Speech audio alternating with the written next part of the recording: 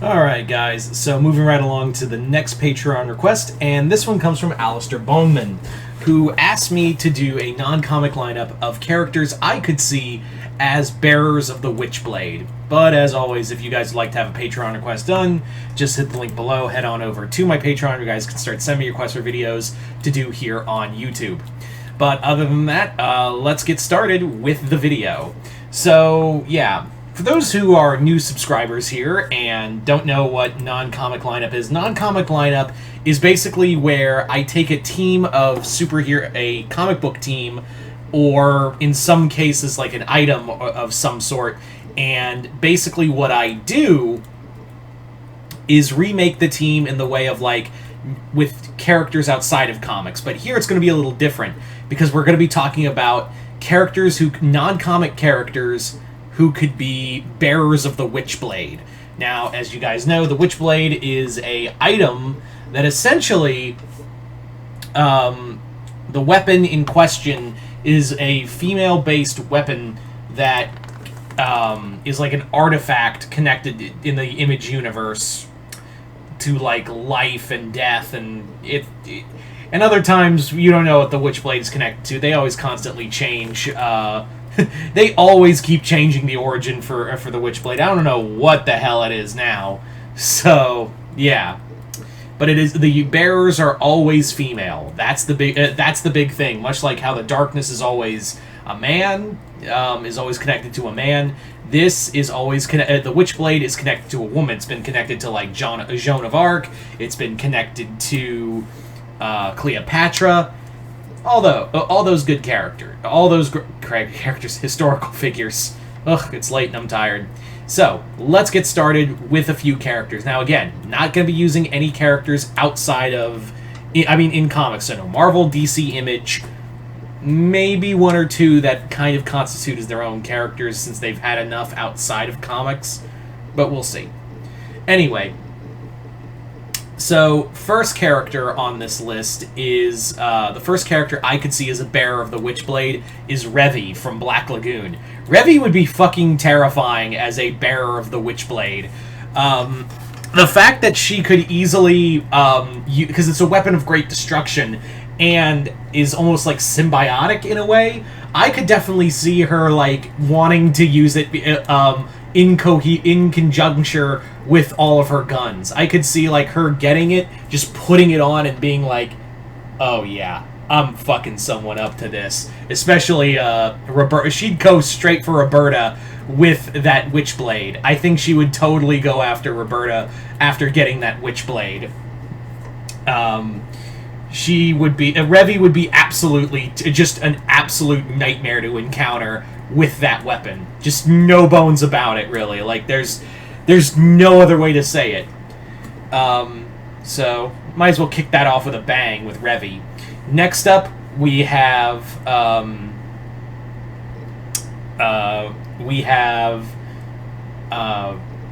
Cammy.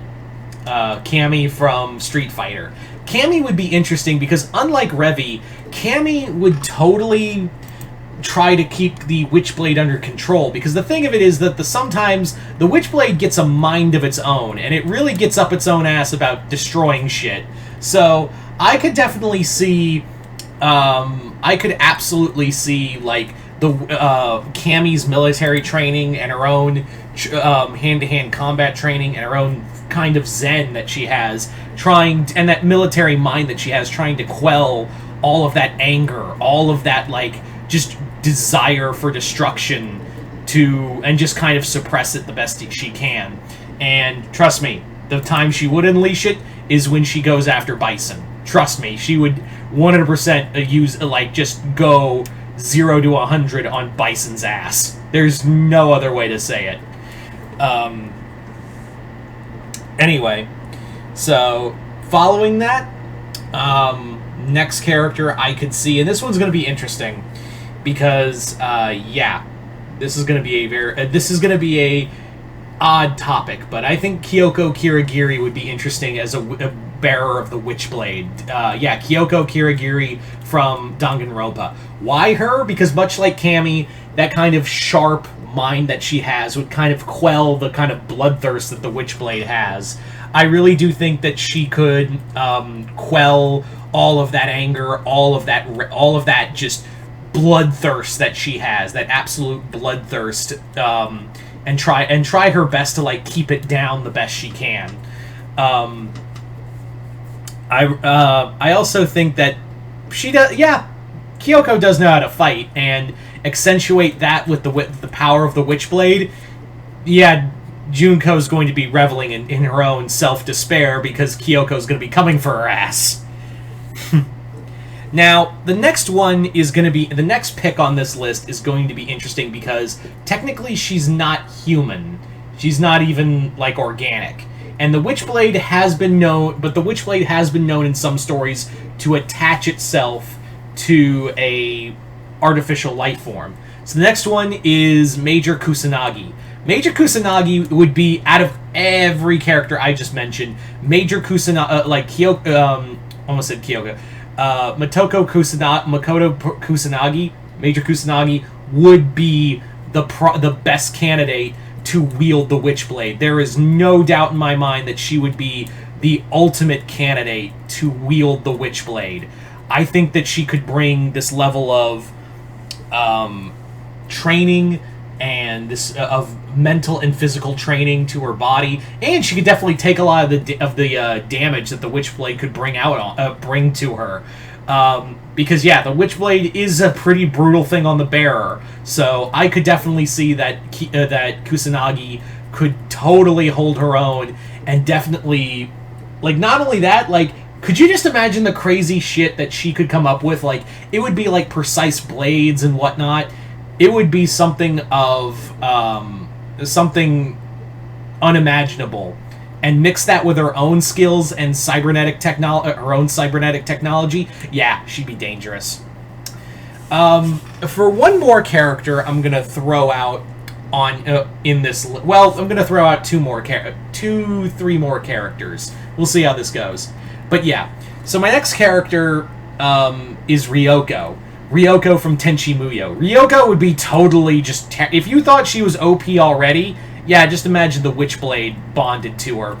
The just ferocity and thirst for destruction that the Witchblade has, just accentuate that with Ryoko, because Ryoko is a space pirate, and she's a planet killer in her own right. So I could totally see, like, that kind of desire to just bring down destruction would be just turned up times 10. Like, there's no other way about it.